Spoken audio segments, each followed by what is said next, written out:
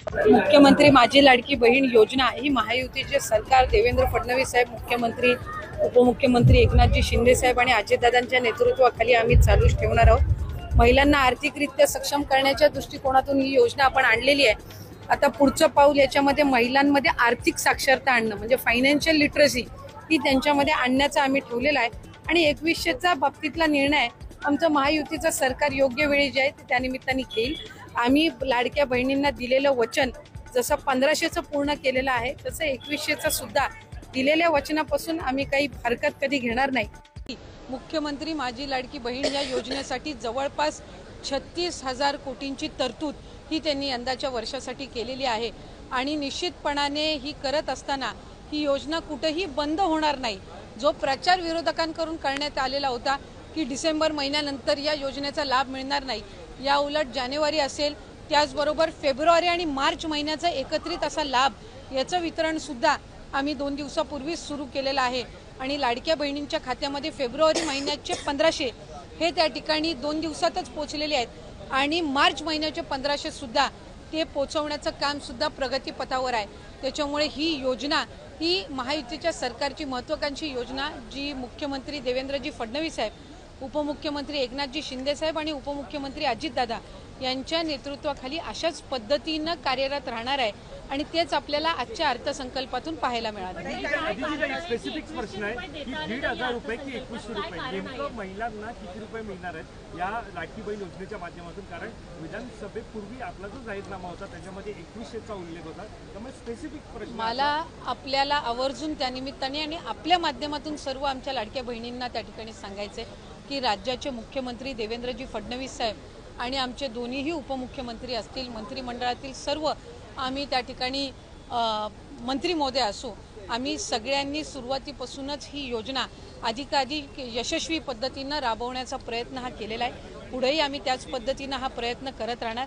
1500चा हप्ता हा महिलांच्या थेट खात्यामध्ये निवडणुकीच्या नंतर सुद्धा जवळपास 3 ते 4 हप्ते हे महिलांच्या खात्यामध्ये आज वितरित झालेले आहेत आणि त्याची प्रक्रिया सुरू आहे। अशाच पद्धतीने ही योजना पुढेही सुरू राहणार आहे।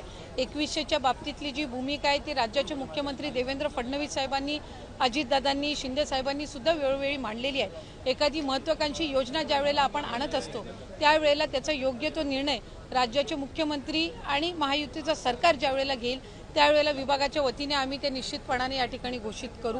आज 1500चा लाभ देत असताना सुरुवातीला तर विरोधक म्हणायचे की हे 1500 पण तुम्हाला मिळणार नाहीत, पण त्यानंतर आम्ही ही योजना यशस्वीरित्या राबवली। त्याच्यानंतर म्हणायचे की निवडणुकीच्या नंतर ही योजना बंद होणार, पण आज 2,52,00,000 महिलांपर्यंत आम्ही हा लाभ त्या ठिकाणी पोहोचवत आहोत आणि आज 36,000 कोटींची जी तरतूद अर्थसंकल्पामध्ये करण्यात आलेली आहे जेणेकरून ही योजना अशाच पद्धतीनं पुढे सुरू राहावी। त्यामुळे आम्ही कुठलाही महायुतीच्या सरकारने लाडक्या बहिणींना दगाफटका दिलेला नाहीये। 2100चा योग्य तो निर्णय जाहीरनामा किंवा एखादा ज्या वेळेला तुम्ही वचननामा असतं तो पुढच्या 5 पंचवार्षिक या संबंध या याच्यातून दृष्टिकोनातून तो ठेवलेला असतो। त्यामुळे त्या बाबतीतला योग्य तो निर्णय हा महायुतीचं सरकार हे निश्चितपणाने घेईल। पण आपल्या माध्यमातून मला लाडक्या बहिणींना सांगायचंय की ही योजना कधीही बंद होणार नाही आणि महायुतीच्या सरकारकडून अशाच पद्धतीनं चालू राहील। या उलट या अर्थसंकल्पामध्ये महिलांना आर्थिकरित्या सक्षम करण्याच्या दृष्टिकोनातून उमेद भवन असतील, अस्मिता भवन असेल, त्याचबरोबर त्यांना सक्षम करण्याच्या दृष्टीतून आर्थिक साक्षरता आणणं असेल, हे सगळे उपक्रम हाती घेण्यासाठी सुद्धा भरीव तरतूद ही या अर्थसंकल्पामध्ये केलेली आहे। त्यामुळे महिलांना अधिकाधिक सक्षम करण्याच्या दृष्टिकोनातून आम्ही काम करत आहोत।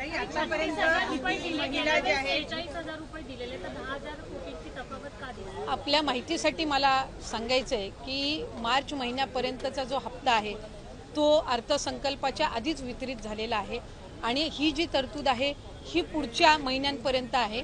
डिसेंबर महिन्यांमध्ये ज्या वेळेला ही जी केलेली तरतूद आहे या पलीकडे जर आपल्याला लाभासाठी तरतूद करावी लागली तर डिसेंबरच्या अधिवेशनामध्ये ती निश्चितपणाने करण्यात येईल। 36,000 कोटींची तरतूद जी आहे पहिले वर्षाचे 3 महिन्याची तरतूद ही आधीच उपलब्ध करून दिलेली आहे। आता राहिले तुमचे 9 महिने आणि मग त्याच्यानंतर डिसेंबरच्या अधिवेशनामध्ये जर पुढच्या 3 महिन्यासाठी लागली तर त्या पद्धतीने ती पुरवणी मागण्यांमध्ये केली जात असते। त्यामुळे या योजनेला यशस्वीरित्या राबवण्यासाठी जी काही तरतूद तरतुदीची गरज आहे दर महिन्याच्या लाभाकरिता ती या अर्थसंकल्पामध्ये झालेली आहे. स्क्रुटिनी सुरू झाल्यापासून आतापर्यंत किती महिलांनी स्वतःहून सोडलेले आहेत किंवा किती महिलांना वगळण्यात आलेल्या आहेत, त्याचबरोबर इतर ज्या योजना आहेत म्हणजे निराधार योजना असेल किंवा इतर योजना, या महिलांना या योजनेचा लाभ कशा पद्धतीने दिला जाणार? जे टोटल रजिस्ट्रेशन विभागाकडे झालेलं होतं ते साधारणपणे 2,63,00,000 असं होतं, पण हे जुलै ऑगस्ट महिन्यापासूनचं होतं आणि जुलै ऑगस्ट महिन्यापासूनच स्क्रुटिनीची जी प्रक्रिया आहे ती त्या ठिकाणी सुरू आहे आणि पात्र महिला ज्या आहेत, लाडक्या बहिणी ज्या आहेत, त्या साधारणपणे 2,52,00,000 2,53,00,000 इतके त्या ठिकाणी असतात. आधार सीडिंग ज्यांचे अकाउंट झालेले आहेत त्यांना दर महिन्याचा लाभ वितरित होत असतो. नमो शेतकरी योजनेचा जे लाभ घेतात त्यांना नमो शेतकरीचे 1000 आणि मग वरचे जे 500 आहेत ते त्या ठिकाणी लाडक्या बहिणीच्या या तरतुदीतून मिळत असतात. संजय गांधी निराधार योजनेच्या ज्या लाभार्थी आहेत त्यांना 1500चा लाभ हा संजय गांधी निराधार योजनेतूनच मिळत असतो. त्याच्यामुळे या योजनेतून मिळण्याचं त्याच्यामध्ये काही कारण नाही. या व्यतिरिक्त 4 चाकी वाहनं असणारी असतील किंवा जिल्हा स्तरावरून ज्या तक्रारी आम्हाला प्राप्त होतात त्या पद्धतीनं ती योग्य ती कारवाई आहे ही केली जात असते आणि परत ज्यांनी आम्हाला या योजनेचा लाभ नको आहे किंवा आम्ही या योजनेच्या लाभासाठी आता पात्र नाही आहोत असे जे अर्ज आहेत हे काही हजारांच्या संख्येमध्ये आहेत. त्याच्यामुळे गेल्याही महिन्यात साधारणपणे 2,40,00,000 पेक्षा अधिक महिलांच्या खात्यामध्ये हा लाभ वितरित झालेला होता आणि यंदाच्याही महिन्यामध्ये साधारणपणे तितकाच आकडा आधार सीडिंग जसे जसे होत जातात त्यानुसार त्या पात्र भगिनींच्या खात्यामध्ये जमा होत राहील. एक आरोप विरोधकांकडून असंही केला गेला, विधान परिषदेत सुद्धा चर्चा झाली की निकष आधीच ठरलेले होते, मग अंमलबजावणी करताना कुठे गडबड झाली का किंवा सरकारी तिजोरीतला पैसा नियमबाह्य वापरण्यात आला का त्याच्यासाठी, जर इतक्या महिला आता अपात्र होत असतील? नाही, एक तर मला आपल्या माध्यमातून स्पष्ट करायचं आहे की स्क्रुटिनी ही आम्ही सुरुवातीपासूनच करत आलेलो आहोत, याच्यामध्ये काही वेगळं नाही आहे. इतर विभागांचा डेटा ॲक्सेस करण्याचा अधिकार हा कुठल्याही एका विभागाला नसतो.